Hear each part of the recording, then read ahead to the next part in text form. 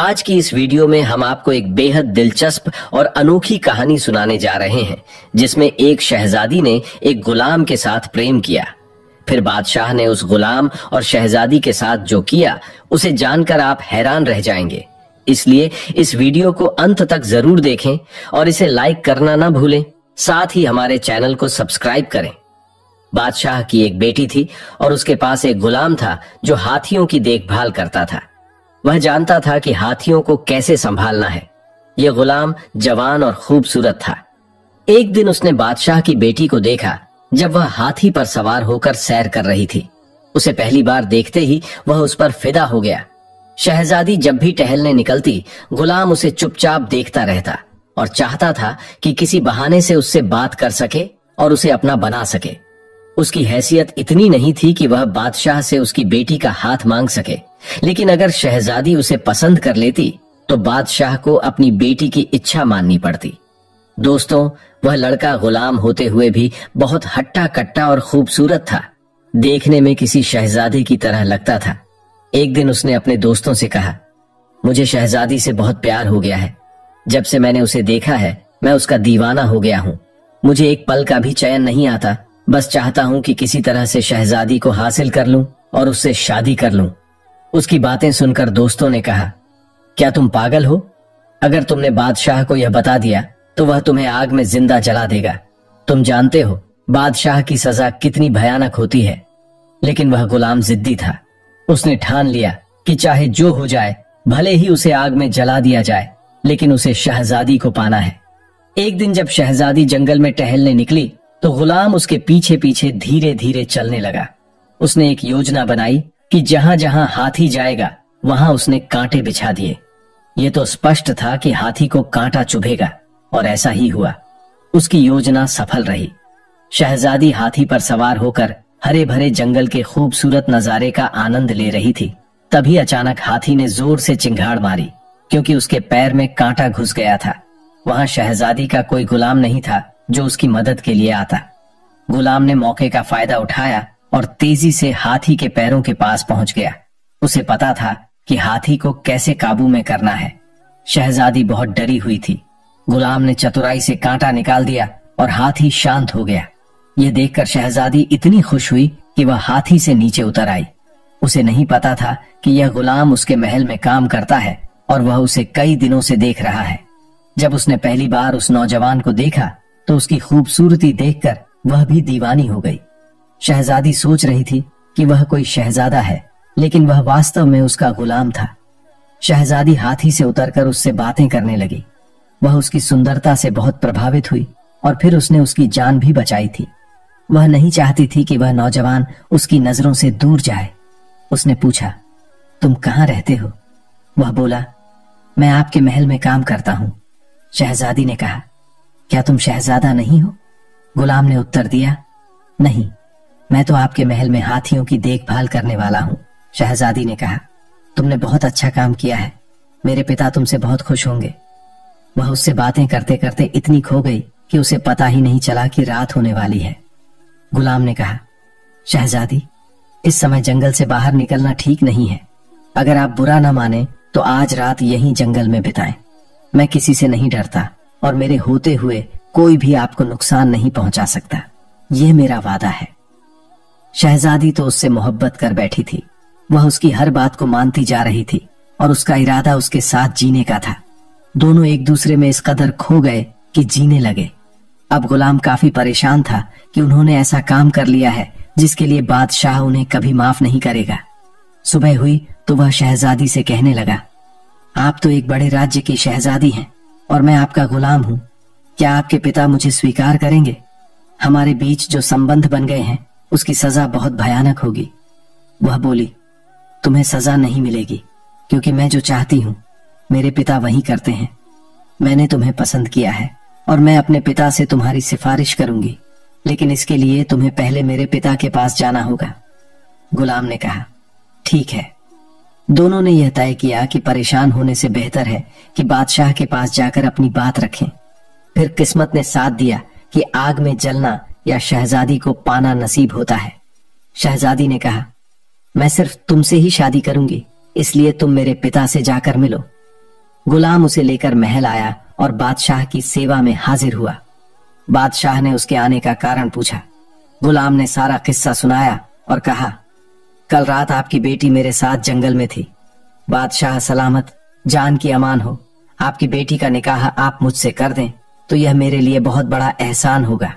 मैं उससे बहुत मोहब्बत करता हूँ और वह भी मुझे चाहती है। यह सुनकर बादशाह को बहुत गुस्सा आया। उसने सोचा, अपनी हैसियत देखो और मेरी हैसियत देखो। बादशाह ने विचार करना शुरू किया कि इस गुलाम को क्या जवाब दूं, क्योंकि उसने मेरी बेटी की जान बचाकर मुझ पर एहसान भी किया है। बादशाह ने शहजादी को दरबार में बुलाया और पूछा, क्या तुम भी इससे मोहब्बत करती हो? शहजादी ने कहा, जी हाँ, मैं भी इसे मोहब्बत करती हूँ और मैं इससे निकाह करना चाहती हूँ। इसके बिना अब नहीं रह सकती। बादशाह ने समझ लिया कि उसकी बेटी का फैसला अटल है और वह अपने निर्णय से पीछे नहीं हटेगी। उसे यह भी समझ में आ गया कि यह गुलाम उसे बहका रहा है। बादशाह ने ठान लिया कि वह इसके सामने ऐसी शर्त रखेगा जिसे यह कभी पूरा नहीं कर सकेगा। उसने कहा, तुम मेरी एक शर्त पूरी कर दो तो मैं तुम्हारा निकाह अपनी इकलौती बेटी से कर दूंगा, और अगर तुम शर्त पूरी नहीं कर सके तो याद रखना, हमारे कानून के अनुसार तुम्हें जलती हुई आग में फेंक दिया जाएगा। अब यह तुम्हारे हाथ में है कि तुम्हें क्या करना है। फिर बादशाह ने उसे अपनी शर्त बताई, तुम कहीं से भी छूकर 2 बोरियां भरकर लाओ, मैं तुम्हारी शादी अपनी बेटी से कर दूंगा, वरना आग में जलने के लिए तैयार हो जाना। बादशाह ने यह शर्त इसलिए रखी थी क्योंकि वह जानता था कि यह इतनी बड़ी मात्रा में बिच्छू नहीं ला सकेगा। बादशाह ने कहा, जाओ और शर्त को पूरा करो। वह नौजवान चिंता में अपने घर लौटा।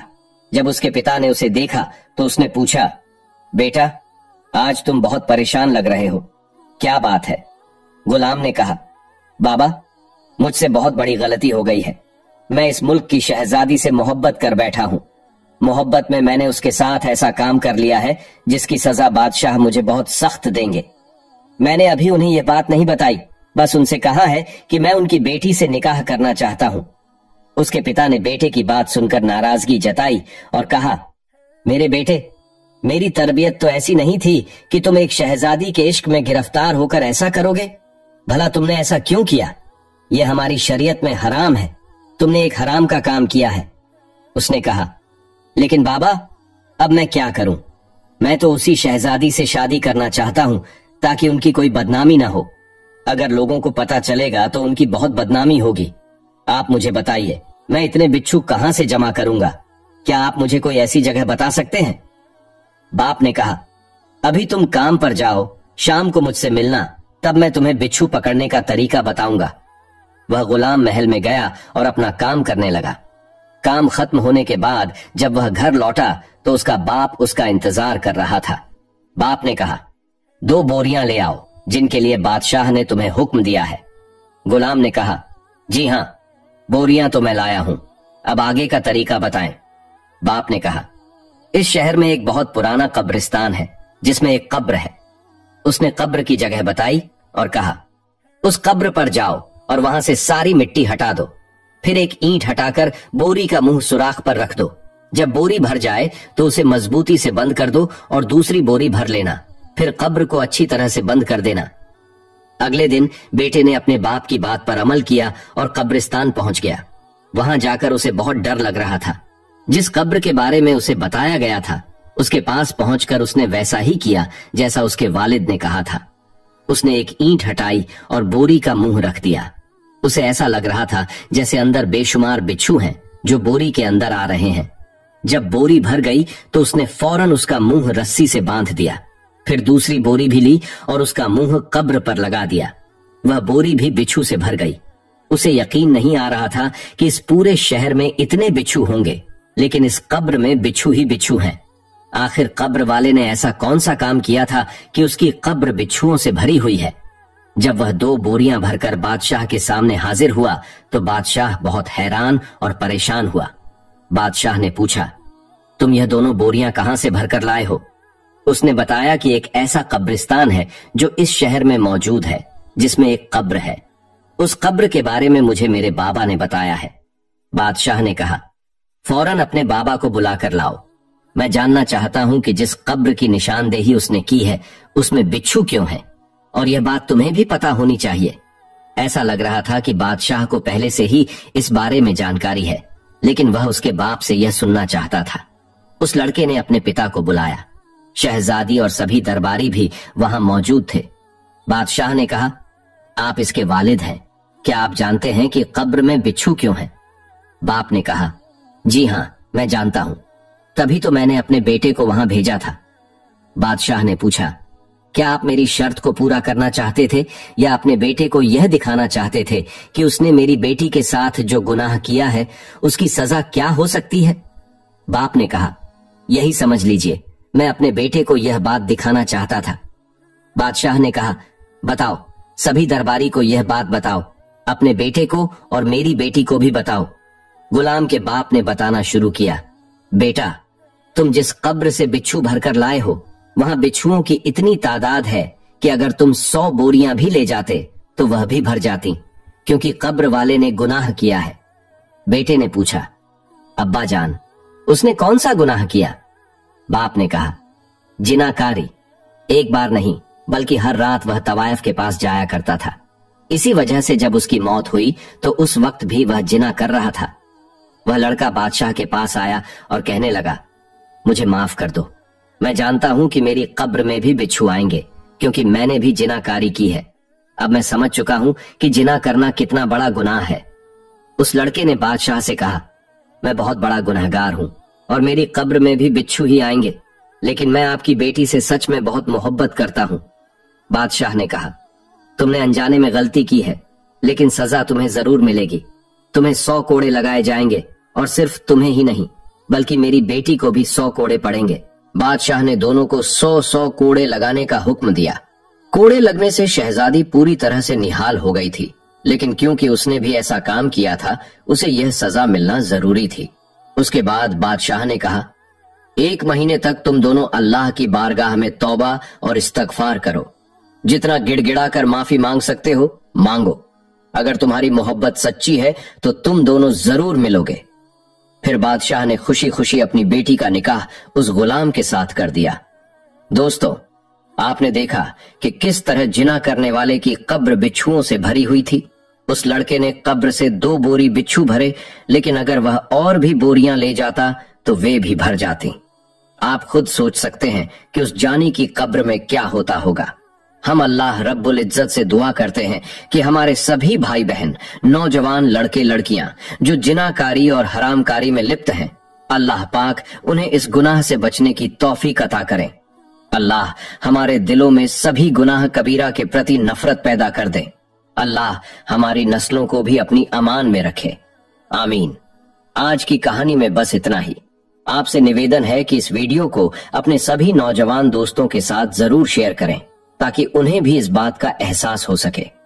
नफ्स की लज्जतों और दोस्ती यारी के चक्कर में वे किस तरह अपने आप को तबाही के रास्ते पर ले जा रहे हैं। अल्लाह हम सबकी हिफाजत फरमाए, आमीन या रब्बुल आलमीन। आज के इस वीडियो में हम आपको एक बहादुर शहजादी और एक मोची के बेटे की बेहद खूबसूरत और अनोखी कहानी सुनाएंगे।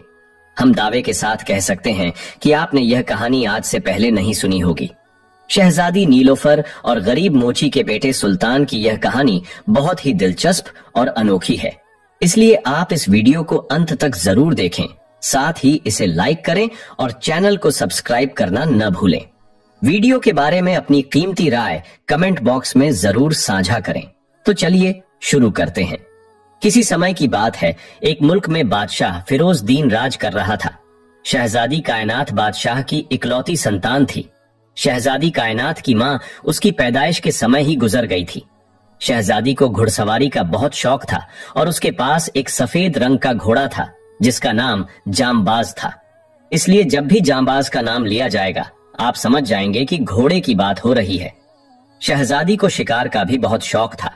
वह अक्सर अपने भरोसेमंद सिपाहियों के साथ जंगल में शिकार करने जाती थी। वह एक माहिर तीरंदाज और तलवारबाज थी। एक दिन वह अपने घोड़े जांबाज पर सवार होकर सिपाहियों के साथ जंगल में शिकार के लिए गई।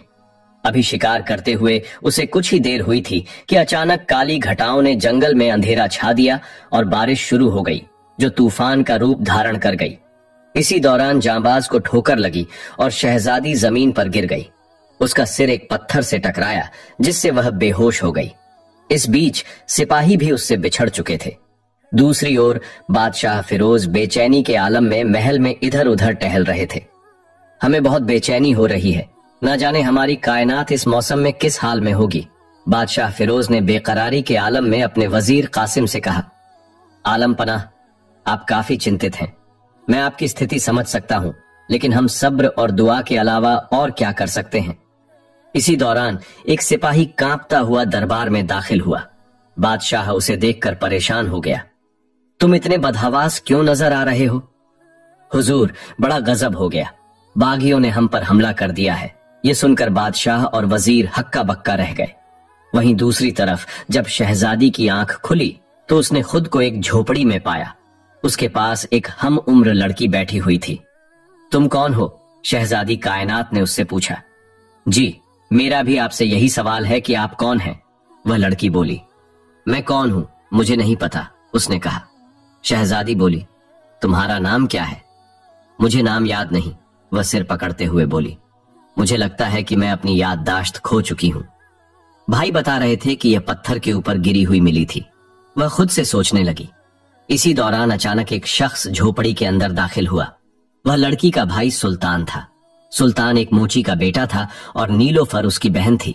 उनके माँ बाप का इंतकाल हो चुका था और वह दोनों बहन भाई घर में अकेले रहते थे। नीलोफर को होश आ गया, लेकिन उसे यह नहीं पता था कि यह कौन है। सुल्तान ने पूछा, क्या हुआ? नहीं भाई, यह अपनी याददाश्त खो चुकी है, इसे तो अपना नाम तक याद नहीं, उसने कहा। अब मुश्किल हो गई है कि हम इसके घर से किस तरह पहुंचा सकेंगे। वैसे कपड़ों से तो यह किसी अमीर घराने की लगती है। हाँ, मैंने जब जंगल में इसे पड़ा देखा था तो वहां करीब ही मुझे घोड़े के पांव के निशान भी नजर आए थे। शायद वह घोड़ा भी इसी का हो, सुल्तान ने कहा। इसी दौरान बाहर से किसी ने आवाज लगाई। जब उसने बाहर जाकर देखा तो वहां उसका दोस्त दिलावर था। क्या हुआ दिलावर, सब खैरियत तो है ना? तुम्हारे चेहरे पर यह हवाइयां कैसी हैं? दिलावर इसके नजदीक आया और इसके कान में कुछ बताने लगा, जिसे सुनकर सुल्तान की आंखें हैरत से फैल गईं। बागियों ने महल पर कब्जा कर लिया है और बादशाह फिरोजदीन को गिरफ्तार कर लिया गया है। अब इस सल्तनत पर इन बागियों की हुकूमत है। इन बागियों का सरगना मन्नान है और अब मन्नान बादशाह बन चुका है। बादशाह फिरोजदीन इसके सामने सिपाहियों के घेरे में खड़े हुए थे।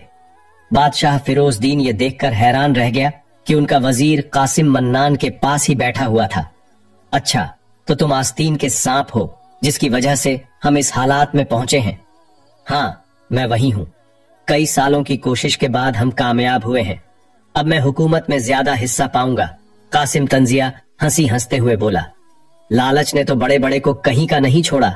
ए नादान, ये बात याद रखना और ये भी याद रखना कि गद्दार की जिंदगी बहुत छोटी होती है, बादशाह फिरोजदीन ने गुस्से के आलम में कहा। फिलहाल आपकी जिंदगी छोटी लगती है। ले जाओ सिपाहियों और इसको कैद में डाल दो, उसने आदेश दिया। कासिम चीखता हुआ बोला। बादशाह सलामत खुद ही जाने के लिए मुड़ गए। मन्नान और कासिम एक दूसरे को देखकर मुस्कुराने लगे। दूसरी तरफ जब दिलावर को यह बात पता चली तो उसने कहा, बादशाह सलामत के खिलाफ बगावत हो गई है और मन्नान ने सल्तनत पर कब्जा कर लिया है। इसके पीछे वजीर कासिम का हाथ है। एक खबर यह भी है कि बादशाह सलामत की बेटी लापता है। मन्नान ने ऐलान करवाया है कि जो कोई भी शहजादी कायनात की खबर लाएगा या उसे खुद लेकर आएगा, उसे बेतहाशा दौलत से नवाज जाएगा। थोड़ी देर बाद दिलावर चला गया, जबकि सुल्तान किसी गहरी सोच में डूब गया। दूसरे दिन नीलोफर ने सुल्तान से कहा, भाई, हम इस लड़की को शाह बाबा के पास लेकर चलते हैं और उनसे दुआ करवाते हैं। शायद उनकी दुआ से इसकी याददाश्त वापस आ जाए। ठीक है, चलो इसे लेकर शाह बाबा के पास चलते हैं, सुल्तान ने कहा। यह कहकर वह फिर कायनात को लेने चला गया। जब वह कायनात को लेकर शाह बाबा के पास पहुंचा तो उसने सारी बात बता दी। शाह बाबा ने दुआ के लिए हाथ उठाए। दुआ के बाद अचानक शाह बाबा की नजर कायनात के गले में पड़ी माला पर गई। ये देखकर वह हैरान रह गए। ये माला तो शहजादी कायनात की है, इसके गले में कैसे आई? शाह बाबा ने पूछा। आप कहना क्या चाहते हैं? सुल्तान ने पूछा।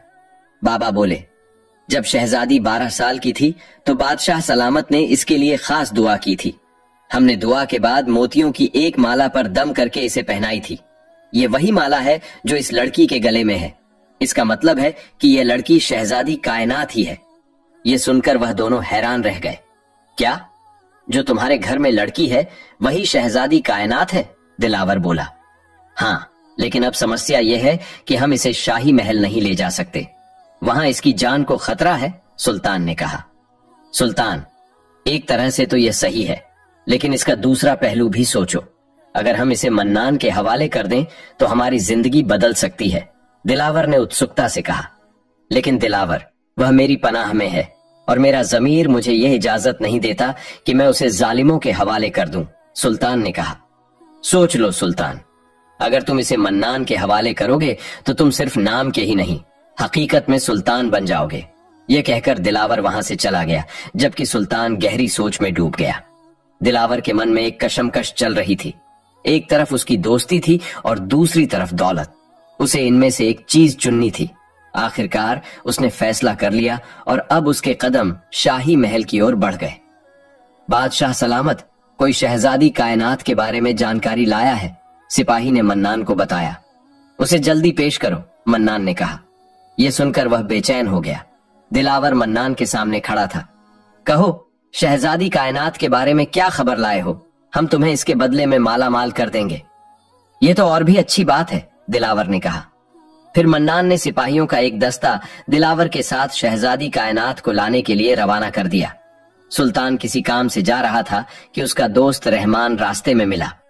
सलाम, दुआ के बाद रहमान ने कहा। सुल्तान, मैंने थोड़ी देर पहले दिलावर को देखा था। वह बड़ी जल्दी में था और उसका रुख शाही महल की तरफ था। मैंने उसे आवाज भी दी, लेकिन उसने नहीं सुना। यह सुनकर सुल्तान को एक झटका लगा। उसने तुरंत अपने घर की ओर दौड़ लगा दी, जबकि रहमान उसे जाता देखता रह गया। सुल्तान हांफता हुआ अपने घर पहुंचा तो नीलोफर ने पूछा, क्या हुआ भाई, तुम कुछ परेशान लग रहे हो? गजब हो गया नीलोफर, दिलावर ने हमारे साथ धोखा किया है। वह शहजादी कायनात की खबर देने शाही महल गया है। हमें फौरन शहजादी को लेकर यहां से निकलना होगा। यह सुनकर नीलोफर के भी होश उड़ गए, लेकिन उसने कहा, हम उसे लेकर जाएंगे कहां, मालूम नहीं, बस यहां से निकलो। फिर वह शहजादी कायनात को लेकर अनजान मंजिल की तरफ रवाना हो गए। उधर दिलावर सिपाहियों के दस्ते के साथ सुल्तान के घर पहुंच गया, लेकिन दरवाजे पर ताला लगा देखकर वह चकरा गया। यहां तो दरवाजे पर ताला लगा हुआ है, उसने कहा। उन्होंने ताला तोड़कर घर की तलाशी ली, लेकिन शहजादी उन्हें नहीं मिली। एक सिपाही चीख कर बोला, मुझे लगता है कि उन्हें हमारी आने की खबर हो गई है। लेकिन वह जाएंगे कहां? दिलावर ने पूछा। वह सिपाहियों के साथ बाहर आया और किसी से मालूम करने पर उन्हें पता चला कि वह लोग जुनूब की तरफ गए हैं। फिर वह उनके पीछे जुनूब की तरफ रवाना हो गए। उधर सुल्तान दरिया पार करके एक जजीरे पर पहुंचा, जहां एक कबीला आबाद था। वह इस कबीले में दाखिल हुआ। कुछ लोगों ने देखा तो वह उन्हें अपने सरदार के पास ले आए। कौन हो तुम और कहां से आए हो? देखो, मुझसे झूठ मत बोलना, मुझे झूठ से सख्त नफरत है, सरदार ने कहा। सरदार सुल्तान का जायजा लेते हुए बोला। सुल्तान के पास सच बोलने के सिवा कोई चारा नहीं था। सुल्तान ने सब कुछ सच सच बता दिया। सच्चा जानकर सरदार ने बड़ी नरमी से कहा, हमें मालूम है बादशाह सलामत एक नेक दिल इंसान है, जबकि मन्नान को मैं जानता हूं, वह बहुत जालिम शख्स है। बहरहाल तुम लोग मेरी पनाह में हो, मेरे होते हुए कोई तुम्हारा कुछ नहीं बिगाड़ सकता। फिर उसने अपने खादिम से कहा कि उन्हें मेहमान खाने पहुंचा दिया जाए। खादिम उन्हें मेहमान खाने की तरफ ले जा रहा था कि रास्ते में करीब ही एक सरदार के जंगजू साथी तीरंदाजी और तलवारबाजी में मसरूफ थे। जंगजू तीरंदाजी और तलवारबाजी सीख रहे थे, इसलिए उनके निशाने गलत हो रहे थे। अचानक इन जंगजू को इस तरह मसरूफ देखकर शहजादी को भी कुछ याद सा आया। उसने अचानक एक तीर कमान लेकर निशाना लिया और उसका निशाना सही लगा। ये देखकर सुल्तान और नीलोफर की आंखों में चमक की लहर उठी। फिर शहजादी ने एक जंगजू से तलवार लेकर दूसरे जंगजू से मुकाबला करना शुरू कर दिया। जल्द ही शहजादी कायनात ने उसकी तलवार के 2 टुकड़े कर दिए। सब इसके फन से बहुत मुतासिर हुए। लगता है शहजादी की याददाश्त कुछ कुछ वापस आ रही है, सुल्तान ने नीलोफर से सरगोशी में कहा। इसी दौरान वहां बंधा हुआ एक घोड़ा जोर जोर से हिनहिनाने लगा। ये अचानक घोड़े को क्या हो गया? सुल्तान ने पूछा। मालूम नहीं अचानक क्या हो गया है। ये घोड़ा हमारे एक साथी को जंगल में लावारिस घूमता हुआ मिला था, एक ने बताया। इस दौरान शहजादी घोड़े के नजदीक आई। घोड़ा फौरन शहजादी के कदमों में लौटने लगा। मुझे लगता है यही शहजादी का घोड़ा है, सुल्तान ने नीलोफर से कहा। नीलोफर ने हाँ में सिर हिलाया।